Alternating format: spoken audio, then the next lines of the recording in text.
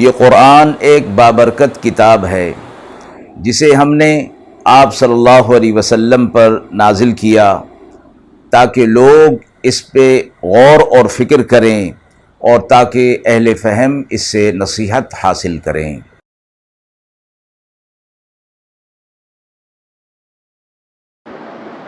بسم اللہ الرحمن الرحیم۔ السلام علیکم ورحمۃ اللہ وبرکاتہ۔ ناظرین کرام، درس قرآن مجید کے آج کے اس پروگرام میں ہم سورہ یوسف کی آیت نمبر 93 تا 100 تک کا ترجمہ اور تفسیر پیش کر رہے ہیں، اور آخر میں پوچھے گئے سوال کا جواب ہوگا۔ اعوذ باللہ من الشیطان الرجیم، بسم اللہ الرحمن الرحیم۔ اذهبوا بقميصي هذا فألقوه على وجه أبي يأت بصيرا وأتوني بأهلكم أجمعين۔ ولما فصلت العير قال أبوهم إني لأجد ريح يوسف لولا أن تفندون قالوا تالله إنك لفي ضلالك القديم۔ فلما أن جاء البشير ألقاه على وجهه فارتد بصيرا قال ألم أقل لكم إني أعلم من الله ما لا تعلمون۔ قالوا يا أبانا استغفر لنا ذنوبنا إنا كنا خاطئين۔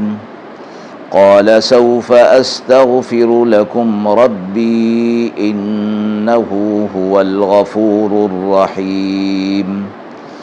فلما دخلوا على يوسف آوى إليه أبويه وقال ادخلوا مصر إن شاء الله آمنين۔ ورفع أبويه على العرش فخروا له سجدا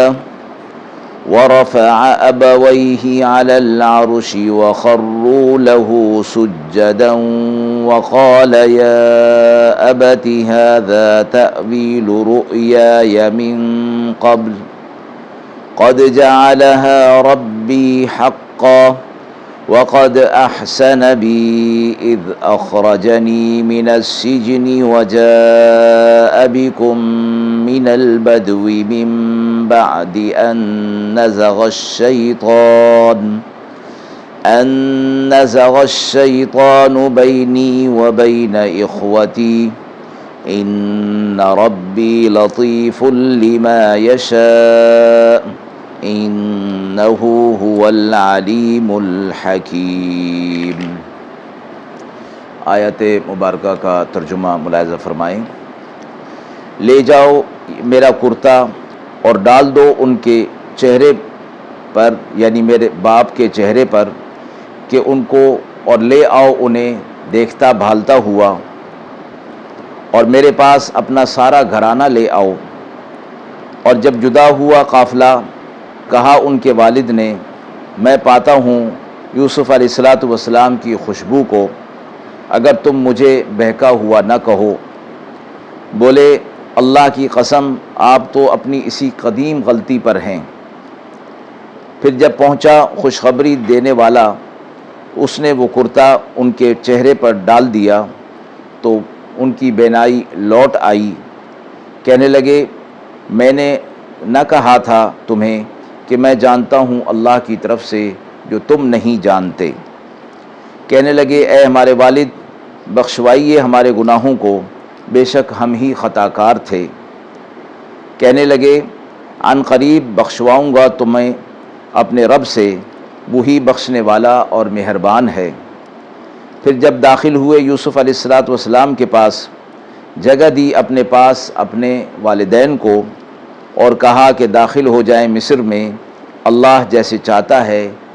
اطمینان اور امن کے ساتھ۔ اور اونچا بٹھایا اپنے والدین کو تخت پر، اور سب گرے ان کے آگے سجدے میں، اور کہا اے والد،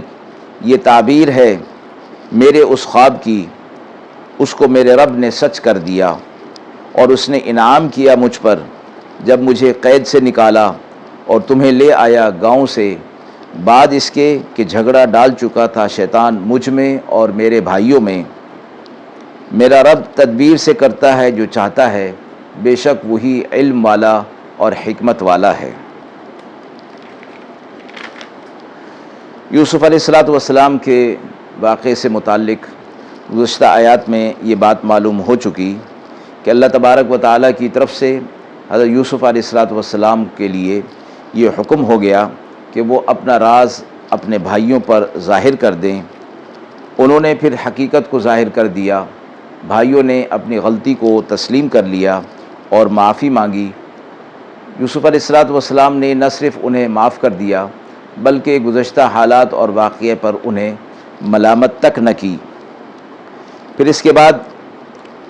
اللہ تعالیٰ سے دعا کی کہ وہ والد سے ملاقات کروا دیں، تو حالات کے اعتبار سے انہیں معلوم ہو چکا تھا کہ یوسف علیہ السلام کے والد یعقوب علیہ السلام کی بینائی جو ہے وہ چلی گئی ہے، لہٰذا سب سے پہلے اس چیز کی فکر ہوئی، تو انہوں نے اپنے بھائیوں سے کہا کہ تم لوگ میرا یہ کرتا اور قمیض لے جاؤ اور والد کے چہرے پر اسے ڈال دینا، تو اس سے ان کی بینائی لوٹ آئے گی۔ کرتے کا چہرے پر ڈال دینا بینائی کے واپس لوٹانے کا کوئی مادی سبب نہ تھا، بلکہ یہ ایک معجزہ تھا۔ حضرت یوسف علیہ السلام کو اللہ کے حکم سے یہ معلوم ہو چکا تھا کہ والد کے چہرے پر کرتا ڈالنے سے ان کی بینائی لوٹ آئے گی۔ پھر انہوں نے اپنے بھائیوں کو کہا کہ پورے گھرانے کو میرے پاس لے آؤ، اور یہ علم تھا کہ جب والد کی بینائی لوٹ آئے گی تو وہ یقیناً میرے پاس آئیں گے، تو پھر باقی لوگوں کا وہاں رہنا بھی مناسب نہیں، تو فرمایا کہ سارا گھرانہ میرے پاس آ جائے۔ قافلہ جب مصر سے یوسف علیہ السلام سے جدا ہو کر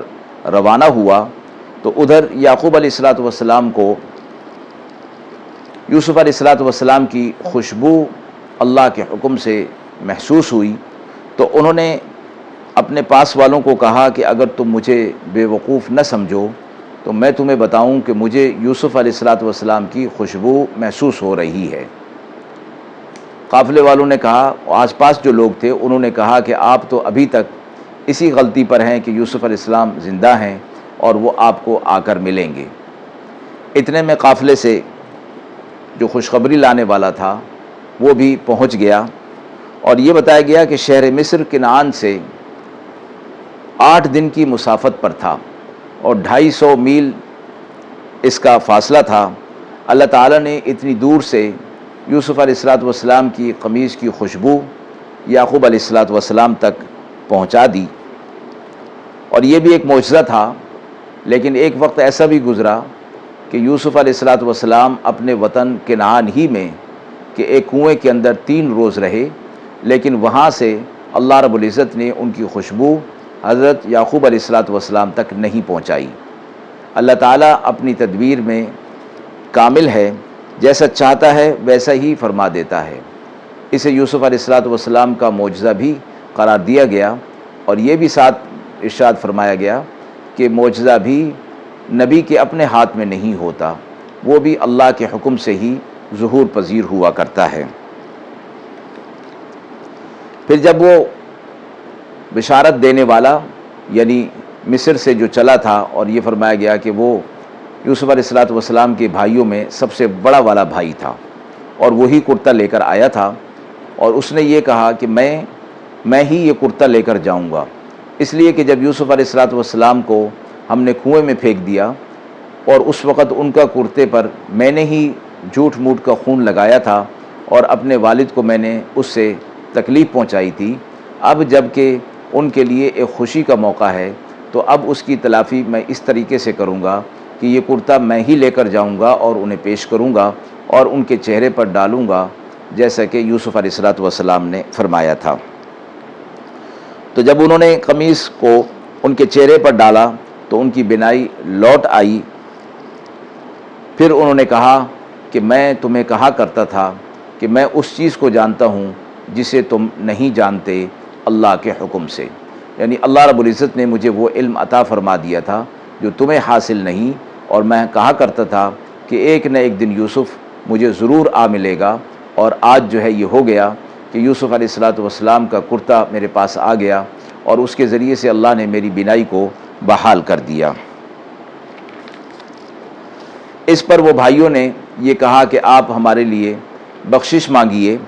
اور ہم خطا کار تھے۔ یعقوب علیہ السلام نے فرمایا کہ میں عن قریب اپنے رب سے تمہارے لیے بخشش مانگوں گا، میرا رب بخشنے والا اور مہربانی کرنے والا ہے۔ اس کے بعد یوسف علیہ السلام کے حکم کے مطابق پورا قافلہ والدین سمیت ضروری سامان کا جو انہوں نے بھیجا تھا وہ اس لیے بھیجا تھا کہ یہ اپنی مکمل تیاری کے ساتھ یوسف علیہ السلام کے پاس آ جائیں۔ یہ فرمایا کہ یوسف علیہ السلام نے اپنے بھائیوں کے ذریعے سے جو سامان بھیجا تھا وہ 200 اونٹوں پر لدا ہوا تھا، اس میں کپڑوں اور دوسری ضروریات کی چیزیں تھیں۔ پورا خاندان تاکہ بہتر انداز میں تیاری کر کے مصر آ سکے۔ اور ایک روایت میں آتا ہے کہ یعقوب علیہ السلام جب مصر کے لیے تیار ہو کر نکلے تو ان کی تعداد 72 تھی، اور دوسری روایت میں آتا ہے کہ 93 مرد اور عورتوں پر مشتمل ایک قافلہ تھا۔ دوسری طرف جب اس قافلے کا یعنی یعقوب علیہ السلام جو قافلہ لے کر مصر کی طرف روانہ ہوئے، ادھر سے یوسف علیہ السلام ان کے استقبال کے لیے شہر سے باہر تشریف لائے، اور 4000 سپاہی ان کے ساتھ تھے جو ان کے اس قافلے کو والدین کو سلامی دینے کے لیے نکلے تھے۔ یہ حضرات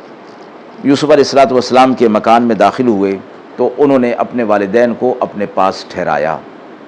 یہاں والدین کا لفظ استعمال ہوا ہے، حالانکہ یوسف علیہ السلام کی حقیقی والدہ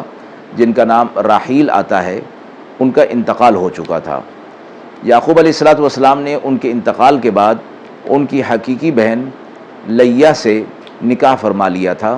جو کہ یوسف علیہ السلام کی خالہ بھی ہوتی ہیں، اور خالہ بھی ماں ہی کی جگہ پر ہوتی ہے، لیکن ماں کے انتقال کے بعد جب خالہ اپنی والد کے نکاح میں آ گئی تو وہ بھی ماں ہی کی جگہ پر ہو گئیں، اس لیے والدین فرمایا۔ پھر یوسف علیہ السلام نے خاندان سے فرمایا کہ وہ اللہ تعالیٰ کے حکم سے مصر میں بے خوف و خطر داخل ہو جائیں، اور ان پر کسی قسم کی کوئی پابندی نہیں، جس طرح کہ عام باہر کے مسافروں کے لیے کسی ملک میں داخل ہونے کے لیے پابندیاں ہوا کرتی ہیں، یہ سب لوگ جو ہے اس سے مستثنیٰ ہوں گے، اور امن کے ساتھ اللہ کے حکم سے مصر کے اندر داخل ہو جائیں گے۔ پھر یوسف علیہ السلام نے انہیں بلند مقام پر یعنی تخت شاہی پر اپنے ساتھ بٹھایا، اور ان کے جو 11 بھائی تھے وہ سجدے میں گر گئے۔ تو فرمایا کہ یہ سجدہ تعظیمی تھا، سجدہ عبادت نہیں تھا، چونکہ سجدہ عبادت غیر اللہ کے لیے کسی بھی شریعت کے اندر جائز نہیں رہا ہے۔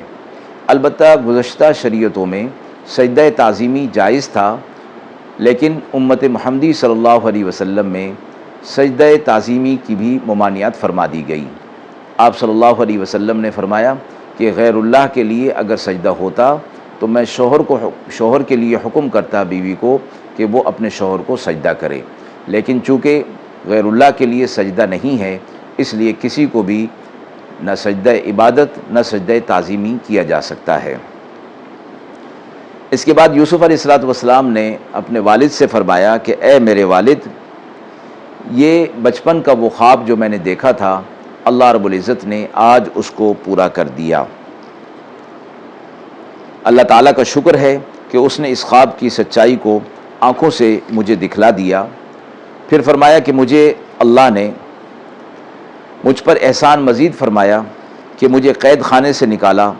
اور اس کے بعد آپ کو آپ کے گاؤں دیہات سے یہاں لے آیا۔ اس سے پہلے شیطان مجھ میں اور میرے بھائیوں میں اختلاف اور تنازع ڈال چکا تھا، فساد اس نے ڈال دیا تھا، لیکن اللہ رب العزت کا احسان ہوا کہ اس نے ہمیں ان تمام چیزوں سے نکالا، اور آج جو ہے ہم یہاں پر موجود ہیں۔ فرمایا گیا کہ یہ یوسف علیہ السلام کی شان نبوت تھی کہ مصائب اور تکالیف پر صرف صبر ہی نہیں کیا بلکہ ہر جگہ شکر کا پہلو نکالا۔ حالانکہ مصائب اور مصیبتیں زیادہ تھیں، لیکن جہاں جہاں اللہ رب العزت کے حکم سے اور فضل سے وہ ان مصیبتوں سے نکلتے گئے تو ان چیزوں کا ذکر فرمایا ہے کہ وہ اللہ تعالیٰ کے شکر گزار بندے بن جائیں، تاکہ جن تک یہ پیغام پہنچے انہیں بھی یہ سبق حاصل ہو جائے کہ اللہ تعالیٰ کا شکر گزار بندہ ہر حال میں رہنا چاہیے۔ عام انسانوں کا حال یہ ہوتا ہے کہ ان پر کوئی مصیبت اور پریشانی آتی ہے تو اس کا تذکرہ طویل عرصے تک کرتے رہتے ہیں، لیکن اللہ کی طرف سے اگر کوئی نعمت ملتی ہے تو اس کا تذکرہ زبان پر شکر کے طور پر نہیں لاتے۔ پھر فرمایا کہ میرا رب باریک سے باریک بھی ہے، اور جس طرح جس کام کے لیے تدبیر کو کرنا چاہتا ہے اس کے لیے سارے اسباب جمع ہو جاتے ہیں۔ علم والا اور حکمت والا میرا رب ہے۔ آیت کے حوالے سے سوال پوچھا گیا ہے کہ حضرت یوسف علیہ السلام کے کرتے کو حضرت یعقوب علیہ السلام کے چہرے پر ڈالنے سے ان کی بینائی کیسے بحال ہوئی؟ جواب میں فرمایا گیا ہے کہ اس کرتے کی ایک خصوصیت تھی، کیونکہ یہ عام کپڑوں کی طرح اور عام قمیص کی طرح نہ تھا، بلکہ حضرت ابراہیم علیہ السلام کے لیے جنت سے اس وقت لایا گیا جب انہیں نمرود نے برہنہ کر کے آگ کے اندر ڈالا تھا۔ جبریل علیہ السلام جنت سے یہ لباس لے کر آئے تھے، کرتا لے کر آئے تھے اور حضرت ابراہیم علیہ السلام کو پہنایا تھا۔ ان کی وفات کے بعد یہ حضرت اسحاق علیہ السلام کے پاس رہا، پھر ان کی وفات کے بعد حضرت یوسف علیہ السلام کو ملا۔ آپ نے اس کو ایک متبرک شے کی حیثیت سے ایک نلکی کے اندر ڈالا یعقوب علیہ السلام نے، اور پھر یوسف علیہ السلام کے گلے میں بطور تعویذ کے ڈال دیا تھا۔ یوسف علیہ السلام کے بھائیوں نے اس کرتے کو والد کے دھوکہ دینے کے لیے اتار لیا تھا اور وہ برہنہ کر کے کنویں میں ڈال دیے گئے تھے۔ تو جبریل علیہ السلام آئے اور گلے میں پڑی ہوئی وہ نلکی کھول کر اس سے یہ کرتا برآمد کیا اور یوسف علیہ السلام کو پہنا دیا، کیونکہ بھائیوں نے وہ کرتا جو انہوں نے پہنا ہوا تھا وہ اتار لیا تھا، اور اس کرتے کے بارے میں جو نلکی کے اندر محفوظ تھا انہیں علم نہیں تھا۔ تو حضرت جبریل علیہ السلام آئے اور انہیں یوسف علیہ السلام کو یہ کرتا پہنا دیا۔ اس وقت سے یوسف علیہ السلام کو انہوں نے مشورہ دیا کہ یہ جنت کا لباس ہے، اس کی خاصیت یہ ہے کہ نابینا کے چہرے پر ڈال دیا جائے تو وہ نابینا نہیں رہتا اور وہ بینا ہو جاتا ہے۔ اس لیے انہوں نے فرمایا کہ میرا یہ کرتا لے جاؤ اور والد کے چہرے پر ڈال دو۔ حضرت مجدد الفسانی رحمۃ اللہ علیہ نے فرمایا ہے کہ حضرت یوسف علیہ السلام کا حسن و جمال اور ان کا وجود خود جنت کی ایک چیز تھی، اس لیے ان کے جسم سے متصل ہونے والے ہر کرتے کی یہ خاصیت ہو سکتی ہے، لیکن جیسے فرمایا گیا کہ یہ کرتا حضرت ابراہیم علیہ السلام سے چلا آ رہا تھا، اور اللہ رب العزت نے اس میں معجزے کے طور پر یہ خاصیت رکھ دی تھی کہ یعقوب علیہ السلام کے چہرے پر ڈالتے ہی ان کی بینائی لوٹ آئی تھی۔ وآخر دعوانا ان الحمد للہ رب العالمین۔